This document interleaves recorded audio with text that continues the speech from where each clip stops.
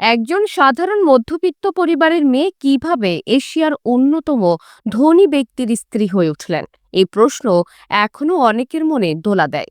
মুকেশ আম্বানির মতো ধনকুবেরের সঙ্গে নীতা আম্বানির বিয়ের সিদ্ধান্ত কোনো হুটহাট ঘটনা ছিল না, বরং এর পেছনে রয়েছে এক সিনেমার মতো রোমাঞ্চকর প্রেম কাহিনী। মুকেশ ও নীতার প্রথম দেখা হয় পারিবারিক পরিচয়ের মাধ্যমে। ধীরুভাই আম্বানি ও কোকিলাবেন আম্বানি এক সাংস্কৃতিক অনুষ্ঠানে নীতাকে দেখে মুগ্ধ হন। নৃত্যের প্রতি নীতার ভালোবাসা, তার শালীনতা ও ব্যক্তিত্বে মুগ্ধ হয়ে তারা সিদ্ধান্ত নেন মুকেশের জন্য নীতাই উপযুক্ত জীবনসঙ্গী। এরপর ধীরুভাই আম্বানি খুঁজে বের করেন নীতার পরিবারের নম্বর এবং সরাসরি তাদের কাছে বিয়ের প্রস্তাব দেন। নীতার পরিবার প্রথমে বিস্মিত হলেও পরে ধীরুভাই আম্বানির সঙ্গে কথোপকথনের পর এই সম্পর্কে সম্মতি দেন।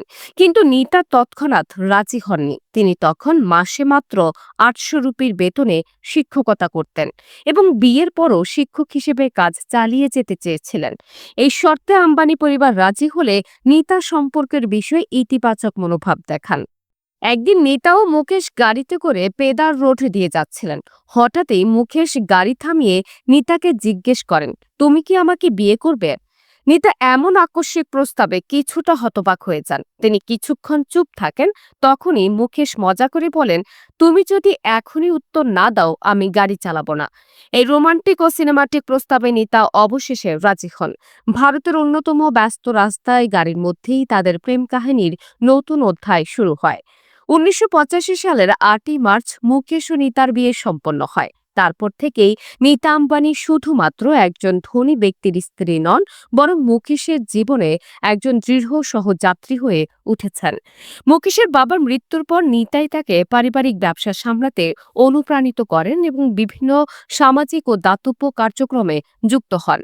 বর্তমানে নীতা আম্বানি শুধুমাত্র রিলায়েন্স ফাউন্ডেশনের প্রধান নন, তিনি একজন প্রভাবশালী নারী উদ্যোক্তাও। তার স্টাইল, পোশাক আশাক এবং বিলাসবহুল জীবনধারা সবসময় মিডিয়ার আলোচনার কেন্দ্রে থাকে। নীতা ও মুকেশের সম্পর্ক শুধুমাত্র ভালোবাসার নয়, বরং পারস্পরিক সম্মান ও বিশ্বাসেরও এক অনন্য উদাহরণ। এক সাধারণ মেয়ের ধনকুবেরের জীবন সঙ্গী হয়ে ওঠার গল্প শুধুমাত্র ভাগ্যের খেলা নয়, বরং ব্যক্তিত্ব, বিশ্বাস এবং ভালোবাসার শক্তিশালী বন্ধনও। তাদের প্রেম কাহিনী আজও হাজারো তরুণ তরুণীর জন্য অনুপ্রেরণা।